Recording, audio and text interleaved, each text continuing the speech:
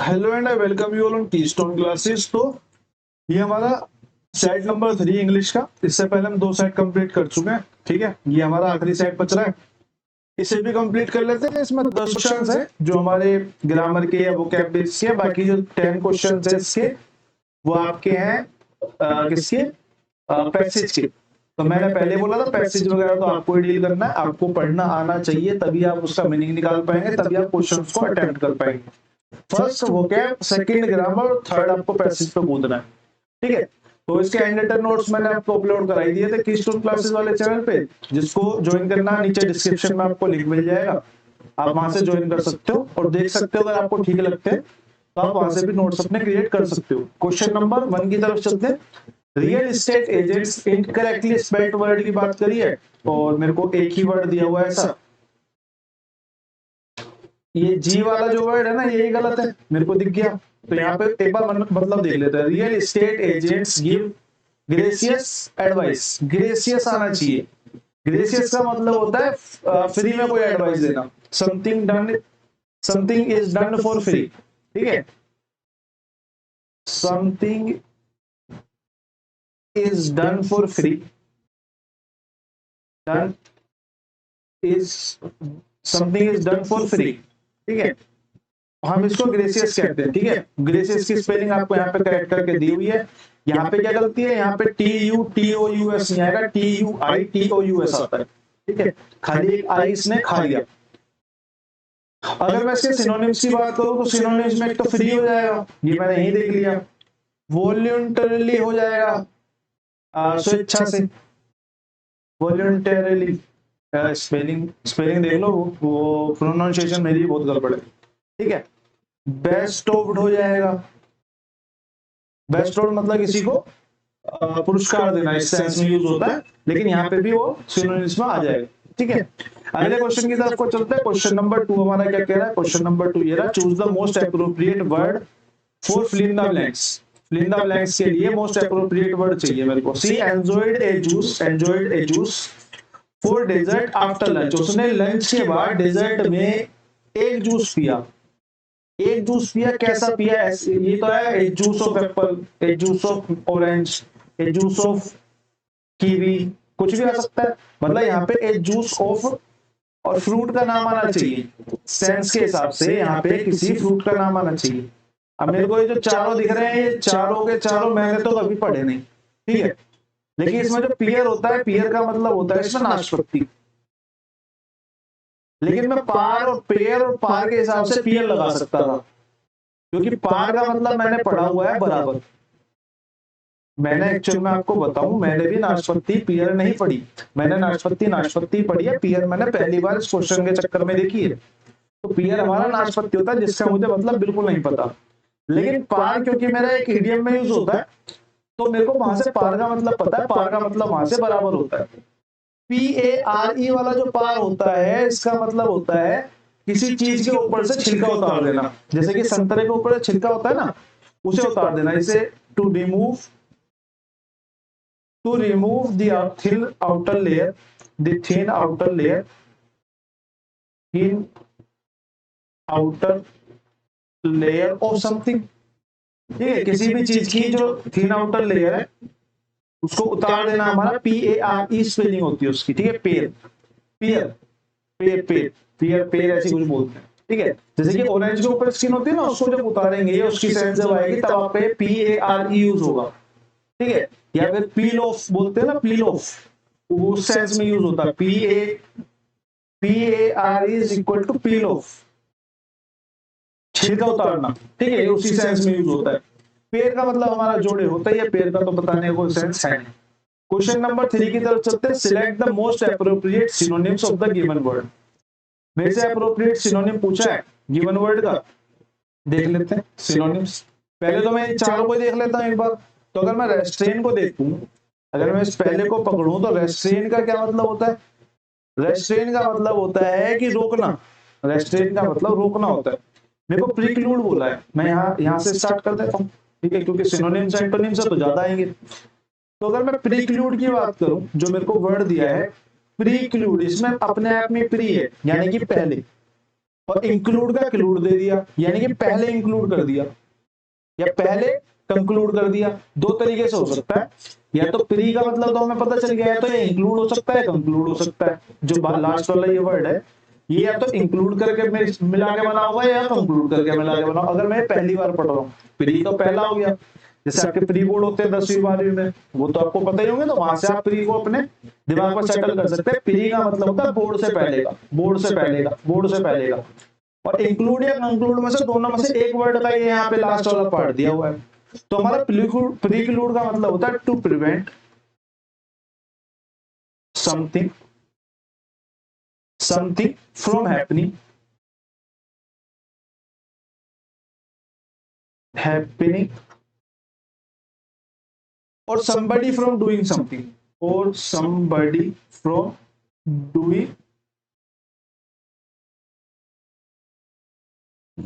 doing something। ठीक है, ये हमारा प्रीक्लूड का मतलब होता है। और ये जो मैक्सिमम यूज होता है, ये मैक्सिमम थोड़ा सा नेगेटिव सेंस में यूज होता है। ठीक है, कि कुछ गलत होने से रोक देना, कोई बंदा गलत करने जा रहा था उसको पहले रोक देना, मतलब कुछ हल्की सी नेगेटिव सेंस है, मतलब लेस पॉजिटिव बोल सकते हैं हम इसे, लेस पॉजिटिव वर्ड है। अब मैं ये क्यों बता रहा हूं, आपको समझ में आ जाएगा भी। लेस पॉजिटिव है, मोर नेगेटिव वर्ड है, मोर नेगेटिव वर्ड है, मतलब ये थोड़ा सा ज्यादा नेगेटिव है। पॉजिटिव भी यूज हो जाता है, लेकिन ज्यादा अपना नेगेटिव में यूज होता है। अगर मैं रेस्ट्रेन की बात करूं, हमेशा सिनोनिम पूछा, रेस्ट्रेन का मतलब भी हमारा किसी चीज को रोकना ही होता है। प्रिवेंट फ्रॉम डूइंग समथिंग, इसका मतलब होगा प्रिवेंट फ्रॉम डूइंग समथिंग। ये भी देखो सेम चीज है, doing something, prevent from doing something. या फिर मैं ऐसा बोल सकता हूं कि अंडर कंट्रोल रखना, अंडर कंट्रोल रखना, या फिर मैं ऐसे बोल सकता हूं लिमिट में रखना। ठीक है, रेस्ट्रेन मतलब कि कंट्रोल कर देना। ठीक है, अब प्रीक्लूड का भी मतलब लगभग वही है, प्रिवेंट कर रहा है, रेस्ट्रेन भी प्रिवेंट कर रहा है। अगर मैं फोइल की बात करूं तो फोइल का मतलब भी यही होता है, फोइल का मतलब भी अपने आप में यही है, to prevent somebody, to prevent somebody from succeeding, somebody from succeeding, from succeeding, किसी को सफल होने से रोकना, किसी बंदे को सफल होने से रोकने के लिए हम फोइल यूज करेंगे।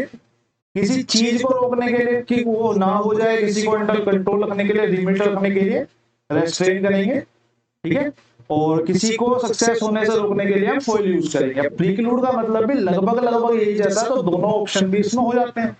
रेस्ट्रेन ज्यादा ठीक बैठता है क्योंकि इसमें डूइंग समथिंग भी और अंडर कंट्रोल और लिमिट भी आ रखा है। ठीक है, इसमें तो सिर्फ एक आदमी को कंट्रोल करने की बात है, इसमें समथिंग और समबडी दोनों आते हैं। ठीक है, तो यहाँ पे रेस्ट्रेन यूज हो सकता है। अगर मैं शेक की बात करूं, शेक का मतलब तो आपको पता है हिलना होता है। ठीक है, shake the earth when the earthquake comes, तो शेक का मतलब हमें, अब अवर्ट जो हमारा आंसर इसने दे रखा है, अवर्ट का मतलब भी यही होता है। अवर्ट का लेकिन मतलब होता है कि अनप्लीजेंट को रोको। ठीक है, मैंने बोला कि प्रीक्लूड जो है वो थोड़ा सा मोर नेगेटिव के रूप में जाता है। रेस्ट्रेन आप किसी को भी कर सकते हो, अच्छी चीज को भी कर सकते हो, बुरी चीज को भी कर सकते हो, ये दोनों में इक्वली डिस्ट्रीब्यूटेड है। प्रीक्लूड जो है वो थोड़ा सा नेगेटिव ज्यादा जाता है, और अवॉइड तो पूरी तरीके से नेगेटिव वर्ड के लिए ही है। To prevent something from, to prevent something unpleasant,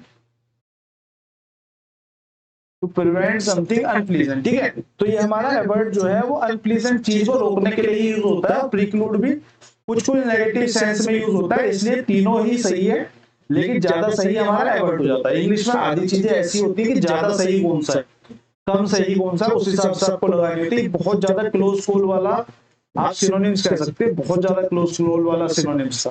ठीक है, प्रीक्लूड आता तो शायद मैं भी होता, तो रेस्ट्रेन और अवॉइड में से एक को मैं पकड़ के करके चलता।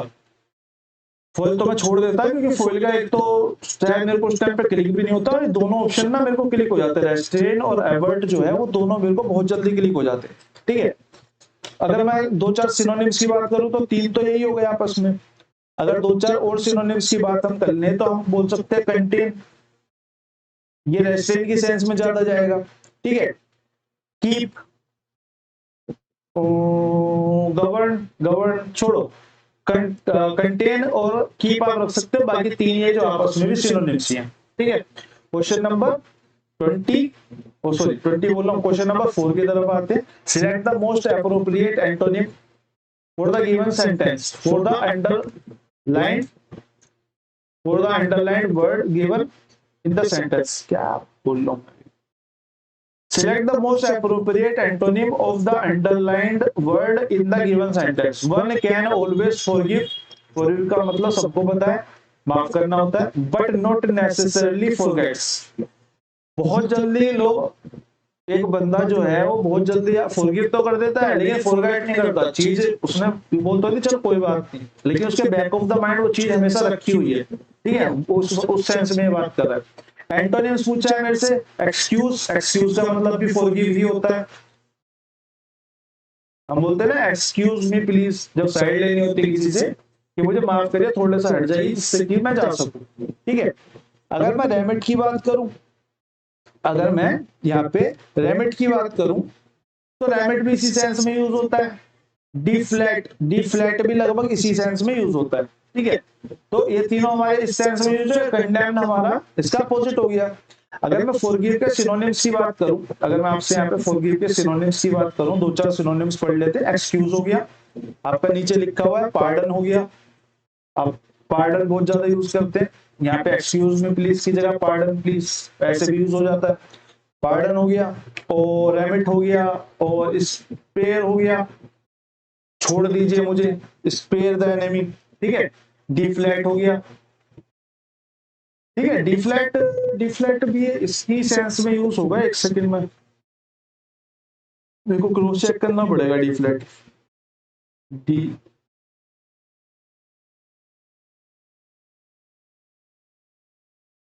नहीं, डिफ्लेक्ट इस मामले में यूज नहीं होगा। डिफ्लेक्ट का मतलब तो हवा निकालना होता है, तो डिफ्लेक्ट इसमें गलत हो जाएगा, ठीक है। डिफ्लेक्ट नहीं होगा। डिफ्लेक्ट की तो सेंस आती है जैसे पहिए से हवा निकाल कर उसे फ्लैट कर देते ना, तो इसका मतलब होता है हवा निकालना। इसका किसी भी सेंस में मेरे हिसाब से फॉरगिव की सेंस में यूज नहीं होगा, ठीक है। ये तो बल्कि उल्टा, उल्टा भी नहीं होगा। किसी की आपने हवा निकाल दी, पंचर कर दिया किसी को, कोई हवाबाजी करो तो उसकी हवा निकाल दी, उस सेंस में यूज हो सकता है। टायर फ्लैट हो जाता है, उस सेंस में यूज हो सकता है, ठीक है। रेमिट यूज हो जाएगा, पार्डन यूज हो जाएगा। अगर मैं कंडेम्न की बात करूं, कंडेम्न के सिनोनिम्स की बात करूं तो इसके तो सिनोनिम्स बहुत सारे आते हैं, जैसे कि सेंसर और रिब्यूक, रिब्यूक बहुत ज्यादा आता है। REBUK, डांटना। डिनाउंस, किसी को संबंधी से डिनाउंस कर देना। रेप्रीहेंड, रेप्रीहेंड और क्रिटिसाइज, ये सारे इसके आपके सिनोनिम्स हो जाएंगे, ठीक है। क्वेश्चन नंबर 4 के बाद चलते हैं क्वेश्चन नंबर 5 की तरफ। Which of the following words is closest in meaning of reverie, reverie, ठीक है। रेवरी के सबसे ज्यादा क्लोज कौन सा है? रेवरी जो वर्ड होता है वो हमारा यूज होता है सपनों के लिए, या सपनों के मायाजाल के लिए। सपना या फिर मायाजाल बोल सकते हैं, माया, माया बोल देते हैं खाली, ठीक है। रेवरी यूज होता है सपनों के लिए, माया के लिए। ये मैक्सिमम यूज होता है कॉमिक्स वगैरह में, जैसे कि सपनों में ले गए और वहां पे उस मतलब एक पिक्चर नहीं आई थी, मैं नाम भूल गया, एक ऑस्कर विनिंग पिक्चर है इसी पे, रेवरी के टॉपिक पे, मायाजाल पे, सपनों के मायाजाल पे, ठीक है। तो मेमोरी भी उसी सेंस में यूज हो गया। मेरे से क्लोजेस्ट पूछा है, मेमोरी यानी कि याददाश्त। अब माया जो है, जो सपना है, वो तो याद नहीं रहता इंसान को, तो ये नहीं हो गया। वर्शिप यानी कि पूजा करना, जैसे गॉड वगैरह की एथिस्ट करते हैं, ठीक है। जैसे गॉड वगैरह की एथिस्ट करते हैं, वो हो गया हमारा। डे ड्रीम का मतलब हमारा माया या सपना हो सकता है, सपना हो सकता है, माया तो नहीं। खुली आंखों से सपने देखना, डे ड्रीम, ठीक है। अगर मैं इसके और सिनोनिम्स की बात करूं, मेन सिनोनिम्स की बात करूं, तो इसका हो सकता है इल्यूजन, इल्यूजन भ्रम, हेल्यूसिनेशन आत्मिक भ्रम, ठीक है, इल्यूजन किसी ने क्रिएट करा होता है, हेलुसिनेशन हम हमारे को अपने आप को हो रहा होता है। डेल्यूजन मति भ्रम, मति भ्रष्ट हो गई, ठीक है। और आपका हो गया डे ड्रीम हो गया, तो ड्रीम हो लिख लो बस, सपना, ठीक है। ये सारे इसके सिनोनिम्स हो जाएंगे। इस चौथे वर्ड की अगर मैं बात करूं तो इसका मतलब छोटा नदी या नाला होता है। राइव्यूल्ट, ये हमारा आया हुआ है एसएससी में एक बार, एसएससी में एक बार ये आया हुआ, छोटा नदी या नाला, ठीक है। अब एसएससी में तो आया हुआ, डीएसएसबी का मेरे को पता नहीं, शायद डीएसएसबी में मैंने 2 बार देखा है। तो छोटा नदी या नाला के लिए ये वाला वर्ड हमारा यूज होता है। और ये जो वर्ड है हमारा वन वर्ड सब्स्टिट्यूशन में आया हुआ है, मेरे को याद आ गया, ये वर्ड डीएसएसबी में वन वर्ड सब्स्टिट्यूशन में आया था, ठीक है। तो हम इसको बोल सकते हैं ड्रेन और गटर या स्मॉल रिवर करके आपको आ जाए, तीनों में से कुछ भी आ सकता है, स्मॉल रिवर करके आ जाए, ठीक है। अभी ये मत बोला नदी और नाला एक जैसे कैसे हो गए, ऐसे ही यूज होता है। छोटे नदी, छोटी नदी के लिए यूज होता है, फिर नालों के लिए यूज होता है। अब जनरली आपको, आप अपने घर के आसपास कोई ना कोई आपको ऐसे नाला मिल जाएगा जो पहले कभी नदी हुआ करता था, ठीक है। अब लेकिन वो नाला हो गया चलते चलते, पुराने टाइम की कोई नदी खुदी हुई थी छोटी सी, लेकिन वो चलते चलते नाला हो चुका है। दिल्ली में तो 3, मैं तो अपने आसपास ही गिना दूंगा इसको, वो पुराने जमाने के नदी थे, लेकिन वो आज के टाइम पे नाले बन चुके हैं, ठीक है। क्वेश्चन नंबर 5 के बाद question number 6, select the most appropriate antonym of the underlined word in the given sentence, ठीक है। एंटोनिम्स पता करना है। The godown has a fusty dot, यहाँ पे सेंटेंस एंड हो गया। Fusty smell due to the absence of ventilation, fusty smell, fusty smell, antonyms पता करना है। अब गोडाउन जो है उसमें एब्सेंस है वेंटिलेशन की, जिसकी वजह से कोई स्मेल आ रही है। अगर आपको इसका फस्टी का मीनिंग भी नहीं पता तो भी मैं बात कर रहा हूं। अगर मुझे फस्टी का मीनिंग नहीं पता तो मैंने सेंटेंस को पढ़ा, मैंने पता करा कि the godown had fusty smell due to absence of ventilation. अब अगर वेंटिलेशन की एब्सेंस है तो वहां पे बदबू आएगी, वहां पे बदबू या महक जैसी हो जाएगी। अगर आप किसी गोदाम में ऐसे घुसे हो तो अगर मेरे से एंटोनिम्स पूछा तो मैं बदबू को खुशबू लगाऊंगा और मेरे यहाँ पे ये सही हो जाएगा। यहाँ पे स्ट्रोंग यानी कि, स्ट्रोंग यानी कि बहुत ज्यादा तेज, तेज स्मेल, तेज स्मेल का हिंदी में तो मीनिंग ठीक निकलता है, तेज स्मेल को हम गंदी से एसोसिएट कर लेते हैं, लेकिन इंग्लिश में स्ट्रोंग स्मेल का मतलब कैसी भी स्ट्रोंग हो सकती है, वो गंदी स्ट्रोंग भी हो सकती है और अच्छी स्ट्रोंग भी हो सकती है, ठीक है। तो यहां से ये मीनिंग नहीं निकाल के देगा। फाउल की बात आ गई, या फिर आप बोल सकते हैं स्ट्रोंग स्मेल को हम गंदी स्मेल बोल सकते हैं, लेकिन हमें तो एंटोनिम पता करना है, तो ये फिर भी नहीं होगा। फाउल का मतलब हो गया, फाउल का मतलब होता है हमारा गंदा, स्मेल से इसका कोई मतलब नहीं, ठीक है। ये वर्ब नहीं है हमारी, फाउल जो है हमारा नाउन की तरह यूज होता है। स्टफी की अगर मैं बात करूं तो ये इसका मतलब अपने आप में होता है lacking of fresh air, lacking of fresh air, ठीक है। Lacking of fresh air stuffy का मतलब जो होता है हमारा। क्वेश्चन नंबर 6 के बाद क्वेश्चन नंबर 7 पे चलते हैं। Little pictures makes the most sound, मतलब छोटी पिक्चर ही आपको पूरा सब कुछ बता देती है, ठीक है। ये इस तरीके से यूज हो रहा है, तो इसको तो आपको ऐसे याद करना पड़ेगा। इसको याद करने का कोई, मेरे को भी नहीं आता इसको, मतलब मैंने भी रटा ही था ये जब आया था। तो little pictures makes the most sound, तो लिटिल पिक्चर्स का एम्प्टी वेसल्स बना सकते हो, ठीक है।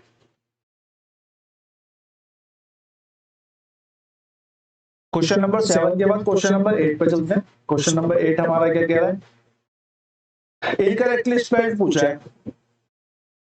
Option collaborate, collaboration, collaboration, collaboration, collaboration हमारा इनकरेक्टली स्पेल्ड है।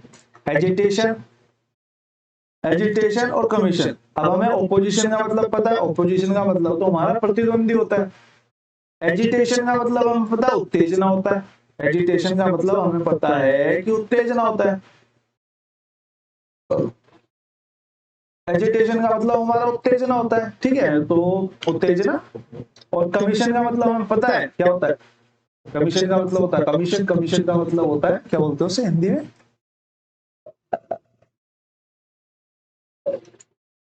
क्या बोलेंगे हिंदी में, क्या बोलेंगे कमीशन को, बहुत दिनों में कमीशन की हिंदी तो कर नहीं, सूद सूद बोल सकते हैं, सूद बोल सकते हैं आप। एजिटेशन की अगर मैं बात करूं तो एजिटेशन का मतलब होता है स्टेट, क्योंकि ये हमारा वन वर्ड में आता है स्टेट ऑफ एंजाइटी। अब इसमें दो वर्ड आपको ऐसे मिल जाएंगे, और नर्वस एक्साइटमेंट। आपको इसमें दो वर्ड ऐसे ही मिल गए सिनोनिम्स के, एंजाइटी और नर्वस एजिटेशन के सिनोनिम्स ही होते हैं, ठीक है। कोलैबोरेशन जो कि हमारा इनकरेक्टली स्पेल्ड इसने बोला है, तो मैं इसकी स्पेलिंग अगर पढूं, कोलैबोरेशन, कोलैबोरेशन, यहाँ पे जो ए है ये हमारा नहीं आ रहा, हमारी जो प्रोनाउंसिएशन में आ रहा है, क्योंकि हमारी तो भारतीय की प्रोनाउंसिएशन में स्पेलिंग ही आती है, इस चक्कर में हमारी आधे से ज्यादा प्रोनाउंसिएशन ही गलत है।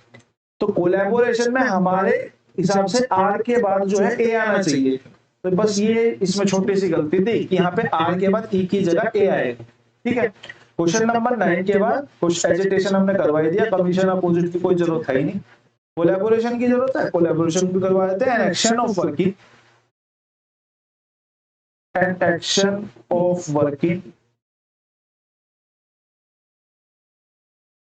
Working with someone, someone to provide something, to provide something।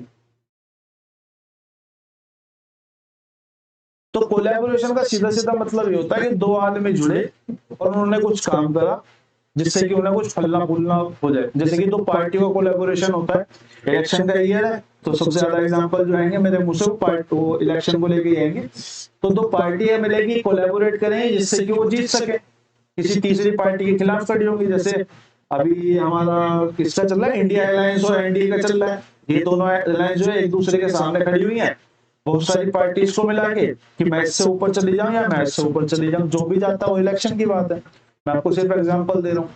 Collaboration का मतलब होता है an action of working with someone to provide something, किसी के साथ काम करना कि भाई तू मेरे से ये ले ले और तू मेरे से ये ले ले, दोनों हाथों से ताली बजाना एक तरीके से, ठीक है।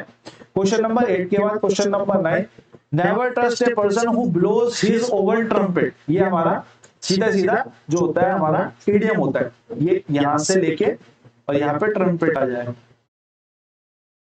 इसका मतलब होता है डींगे हाथला, डींगे मारने वाला व्यक्ति, ठीक है। Blow, blow his own trumpet, इसका मतलब होता है टू टॉक, ये आपका ऐसे भी आ सकता है, to talk about oneself, about oneself, oneself or one's achievement, or one's achievement,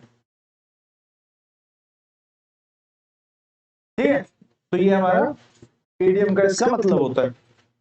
एक लास्ट क्वेश्चन रहता है, उसके बाद तो जो कि पैराग्राफ ही है। These matters are not mere threat to abstract constitutional principle, ये जो मैटर्स हैं वो इतनी बड़ी थ्रेट नहीं है, मेड थ्रेट इतनी बड़ी थ्रेट नहीं है टू एब्स्ट्रैक्ट कॉन्स्टिट्यूशनल प्रिंसिपल्स के लिए।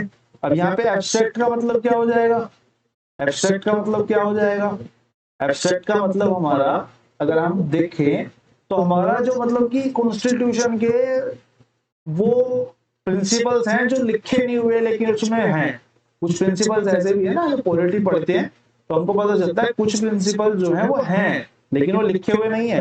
जैसे प्रेम्बल्स को देख के, इसलिए तो कोर्ट में आज तक केस चल रहे हैं, इसलिए तो कोर्ट नए नए वर्डिक्ट देते रहते हैं कि इस वाली लाइन का ये भी मतलब है कि भैया ये वाली लाइन जो है ना इसका ये भी मतलब है, आप इसको, जैसे कि अभी कुछ दिन पहले सुप्रीम कोर्ट के चीफ जज जो है वो रिटायर हो रहे थे, उन्होंने स्लीप का जो प्रोविजन था उसे मूल अधिकार में डाल दिया। अभी कुछ 4-5 साल पुरानी बात है, सोने का अधिकार हमारे मौलिक अधिकारों में डाल दिया, आप किसी की नींद को डिस्टर्ब नहीं कर सकते। अब वो मौलिक अधिकार में चला गया, फिर हड़कंप बचा, नए चीफ जस्टिस आए, फिर उन्होंने उसे कैंसिल करा। तो ऐसी बहुत सारी डेफिनेशंस है जिनको वो देते रहते हैं, वो हमारे एब्स्ट्रैक्ट कॉन्स्टिट्यूशनल प्रिंसिपल्स हैं, ठीक है, कि वो चीजें हैं लेकिन लिखी हुई नहीं हुई है, मूर्त या अमूर्त, ये अमूर्त प्रिंसिपल्स हैं हमारे, ठीक है। और इसका मतलब क्या हो जाए, इनकरेक्टली स्पेल्ड पूछा है, मेरे को 4 वर्ड दिए, एब्स्ट्रैक्ट प्रिंसिपल्स, ठीक है, थ्रेट्स THREATS, ठीक है, कॉन्स्टिट्यूशनल, कॉन्स्टिट्यूशनल, यहाँ पे जो ये ई है इसकी जगह क्या आएगा, कॉन्स्टिट्यूशनल के लिए यहाँ पे आई आएगा, बस ये हमारा राइट आंसर हो जाएगा। ठीक है, क्वेश्चन नंबर 10 हमारा यहाँ पे कंप्लीट हो गया। इसके बाद हम चलते हैं कहाँ, इसके बाद हम चलते हैं इस क्लास को एंड करने की तरफ। हैंड रिटन नोट्स आपको उसमें मिल जाएंगे कीस्टोन क्लासेस वाले चैनल पे। बाकी फिर आपसे हम कल मुलाकात होगी, कल मुलाकात होगी, परसों भी मुलाकात होगी, फिर 1-2 दिन का गैप रहेगा। ठीक है, चलिए मिलते हैं।